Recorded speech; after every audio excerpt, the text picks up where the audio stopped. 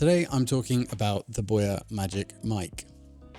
It claims to be a wireless mic, a shotgun mic, a handheld mic, and a desktop mic, but can it really live up to all of these claims? Well, in this video, I'm going to compare the performance and the AI noise cancellation for, frankly, this super compact and very impressive little mic. I'll be comparing the various modes to other mics like the Rode Video Micro and the Rode Wireless Pro. I'll be using DaVinci Resolve's audio processing to get the best sound of all mics. But first, full disclosure, BOYA did send me this mic to review, but no money changed hands and BOYA had no say in the making of the video. So with that out of the way, let's get unboxing.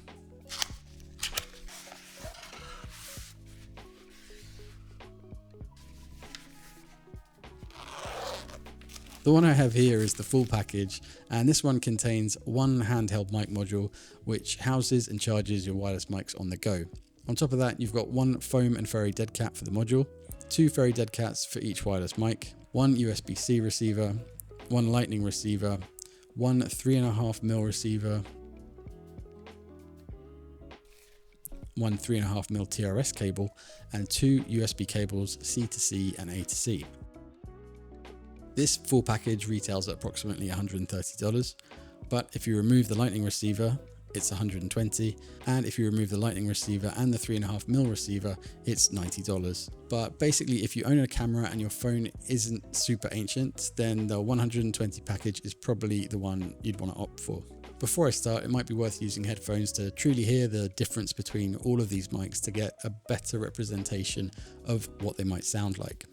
For the setup, I'm using the 3.5mm receiver, which is feeding into my Tascam X6, but I'll use the USB receiver when I test the mics outdoor with my DJI Osmo Pocket 3. So I'm starting with this handheld or boomed setup, you could call it.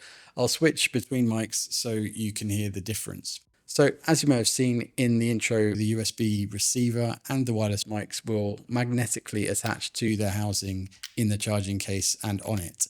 Personally, I love these mics. They're the smallest I've seen at this price point and for the level of quality you get, especially in wireless mode, which I will show you in a bit. Now, when both mics are docked in the charging case, it also activates the top wireless unit, routing audio through those ventilation holes at the top and the side. But the casing isn't designed to act like an interference tube that you'd normally find on a dedicated shotgun mic, which is why using it as a shotgun mic or a desktop mic kind of leaves a little bit to be desired. The audio can sound echoey and a little bit boomy. For example, this is the BOYA mic in shotgun mode, using the BOYA mic stand, which when you detach the ball head, can double up as a hot shoe mic mount. And by the way, I've also mounted the Rode Video Micro to the same mount to add here as a comparison. And this is what the audio sounds like using it in desktop mode.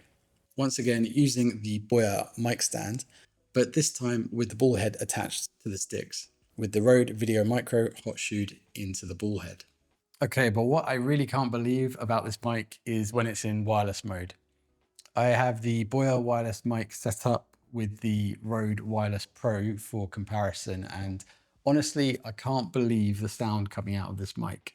When compared to the Rode Wireless Pro, they almost sound identical, but surprisingly, the mids and the highs seem to ring clearer, and the overall sound profile, I think, is better coming out of the BOYA. And the Wireless Pro is a $350 setup versus, say, the BOYA middle package, which has the USB-C receiver and the 3.5mm receiver, and costs around $120. That's a hefty $220 saving. So that aside, let's talk a little bit more about the functioning of the BOYA Magic before moving on to an outdoor test. I'll switch between mics as before. The LED indicators for transmitters and receivers all function in the same way. Fast blinking, slow blinking, and solid blue indicate the mics are in pairing mode, unpaired, or paired.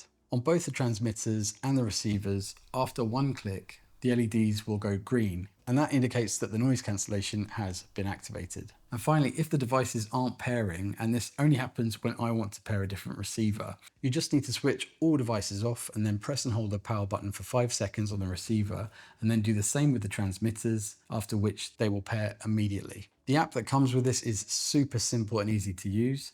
You can set tracks to mono, stereo, and you can enable safety track modes, set the level of the noise cancellation to weak or strong, and you can tweak the gain and the presets.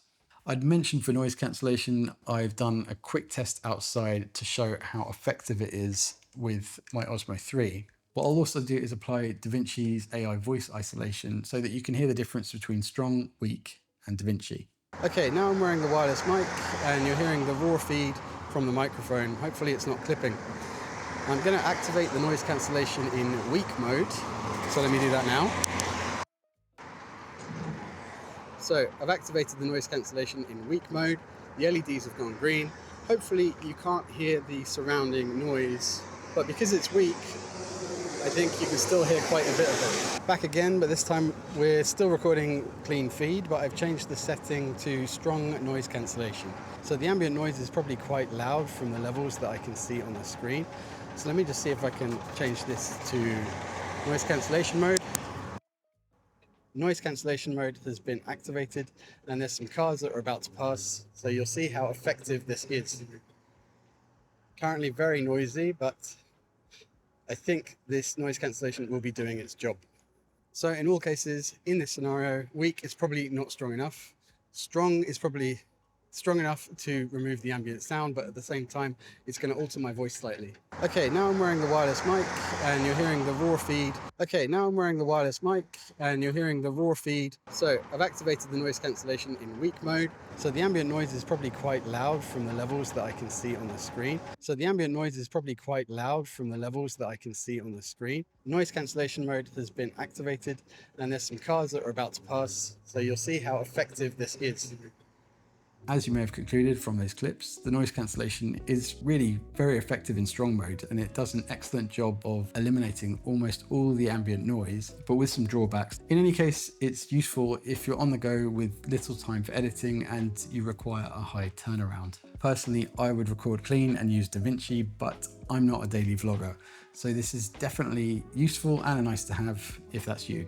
In conclusion, I absolutely love this compact, versatile mic, but I'm not entirely sure about its marketing as a shotgun mic or a desktop mic, although I definitely rate it as a desktop mic if the audio source is close enough to the mic itself. The wireless and the handheld modes are where the BOYA really stands out, which is incredibly impressive at this price point, especially if you're in the market for a wireless handheld mic hybrid.